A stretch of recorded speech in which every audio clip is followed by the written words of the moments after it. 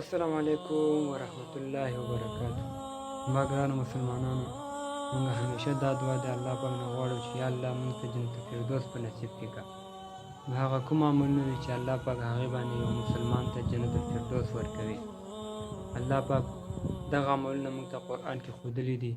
الله پاک په سورت المؤمنون کې د هغه مؤمنانو صفت بیان کړی دی چې هغې د جنت الفردوس لایق دي.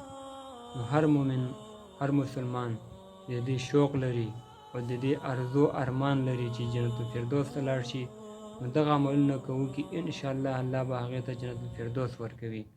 راځئ نور دغه عملونه په صورت المؤمنون کې واورو چې هغه کوم عملونه دي چې هغې باندې الله پاک یو مسلمان، یو مؤمن ته جنت الفردوس ورکوي. راځئ نور حال دې ویډیو کې وګورو. بسم الله الرحمن الرحیم.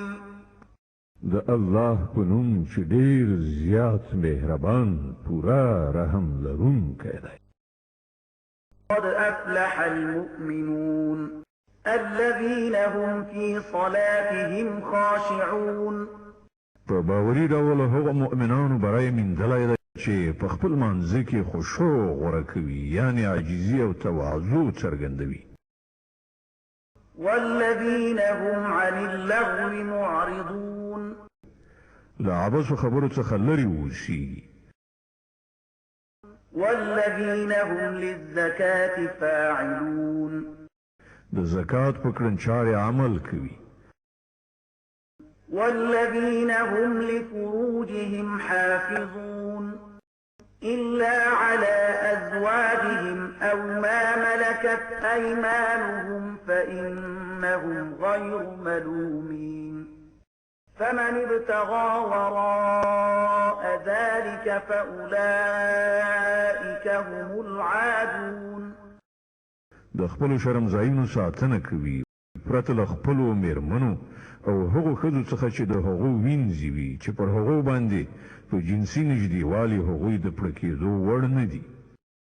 البته که څوک له هغې پرته نور څه وغواړي، هغوی زیاتي کوونکي دي.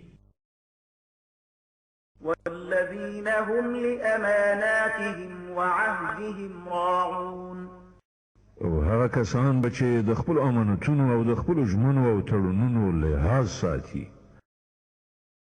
والذين هم على صلواتهم يحافظون.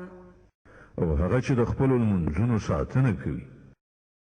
أولئك هم الوارثون الذين يرثون الفردوس هم فيها خالدون. همدغه کسان هغه وارثان دي چې په میراث کې به فردوس عمومي او په هغې کې به د تل لپاره هستوګن وي.